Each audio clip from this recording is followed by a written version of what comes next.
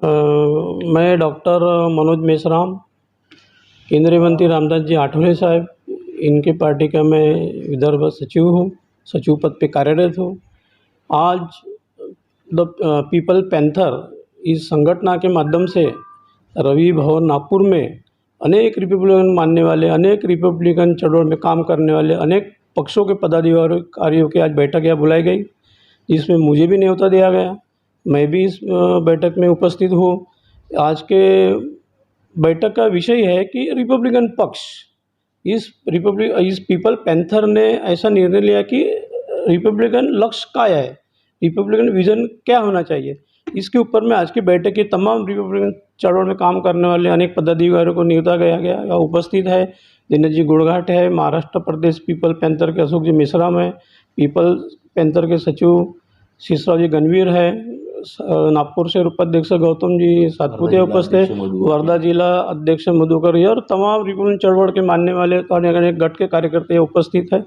मैं इस अवसर पर इतना ही कहना चाहता हूँ कि परम पूज्य डॉक्टर बाबा साहब आम्बेडकर जी ने जिस संकल्पना से वो रिपब्लिकन पक्ष दिया और सभी नेतागण भाषण देते हैं, मैंने बचपन से सुनते आयो की बाबासाहेबांच्या खुल्या पत्रावर आधारित सगळं मोठे मोठे महामंडळी सर्व नेते भाषण देतात, साहित्यिक वर्ग भाषण देतात।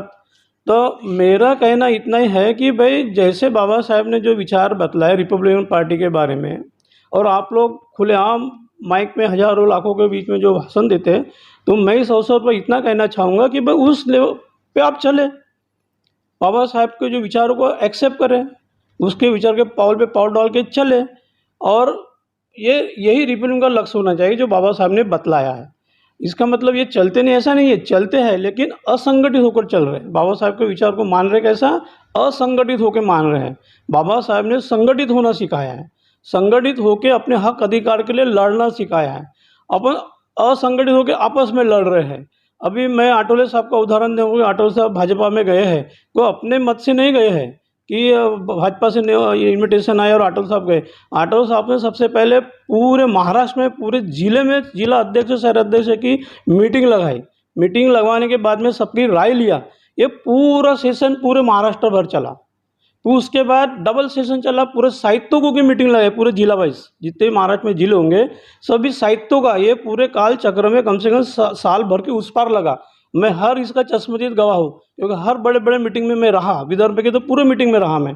और उसके बाद आठवले साहब ने निर्णय लिया सभी की अनुमति लेके, सभी की राय लेके कि भाजपा में जाना कि नहीं जाना, शिवसेना में जाना कि नहीं जाना।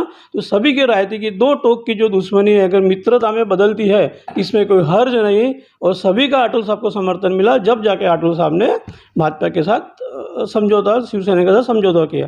अब मेरा ये बताने का तात्पर्य यह है कि आज की परिस्थिति देखते हुए सभी लोग, कोई शिवसेना में जा रहा है, कोई भाजपा में जा रहा है, कोई किधर जा रहा है, कोई किधर जा रहा, कोई राष्ट्रवादी में जा रहा, कोई मनसे में जा रहा। अपने समाज का जितना भी जो रिपब्लिकन चळवळ है वो दूसरे पार्टी को खेमे में हाथ मिलाए हैं। और रही बात समाज की, तो समाज में अनेक राजनीतिक दलों में कोई कांग्रेस का पदाधिकारी, कोई भाजपा का पदाधिकारी खुलेआम सरेआम जहाँ बोले वहाँ जा रहे हैं। उसके बावजूद भी तो इतने रिपब्लिकन पार्टी की लाइन लगी है कि उनको पूछो मत। तो मेरा कहना है कि फिर बाबा साहब का रिपब्लिकन का लक्ष्य कहाँ गया। तो इस अवसर पर मेरा इतना कहना है कि बाबा साहब ने जो आपको लक्ष्य दिए है, खुले आधारित जो रिपब्लिकन की पार्टी की जो चळवळ दी है, उसको अमल में लाइए, उसको एक्सेप्ट कीजिए, उसके तह पे चले हैं। और सभी राजनीतिक छोटे मोटे दलों ने, भारत में जितने भी देश होंगे बाबा साहब के विचार को मानने वाले, बाबा साहब को संविधान को मानने वाले, वो एक जगह आए, एक प्लेटफॉर्म पे आए और एक नेता एक ताकत बनाए। आज मुझे बतलाया कि 50 के उस पार भी रिपब्लिकन पार्टी ऑफ इंडिया होंगी, तो कौन सी पार्टी भारत में काम कर रही है, कौन से पार्टी का पूरे इंडिया में शाखा है बड़े बड़े, तो मैं कहूँगा केवल रामदास जी आठवले साहब का है। रामदास जी आठवले साहब के पूरे इंडिया में जितने भी स्टेट होंगे वो स्टेट में आठवले साहब की पार्टी पक्ष है। अभी हाल ही में 2 आमदार हमारे चुन के नागालैंड में, आठवले साहब दिन रात मेहनत करते, अपनी तबीयत की परवाह न करते हुए, अपनी परिवार की परवाह न करते हुए दिन रात मेहनत करते रहते। और अनेक राजनीतिक दल है, भाजपा है, कांग्रेस है, बीएसपी है, आरपीआई है, दुनिया भर के। मुझे आप एक बतलाइए कि कौन सा राष्ट्रीय नेता इतने दौरे करता है। आप एनालिसिस कीजिए, आप मीडिया है, आपको आपकी नज़र से कुछ नहीं छुपा। लेकिन एक में नेता आपको मिलेंगे दौरे करने वाला, वो रामदास जी आठवले साहब मिलेंगे।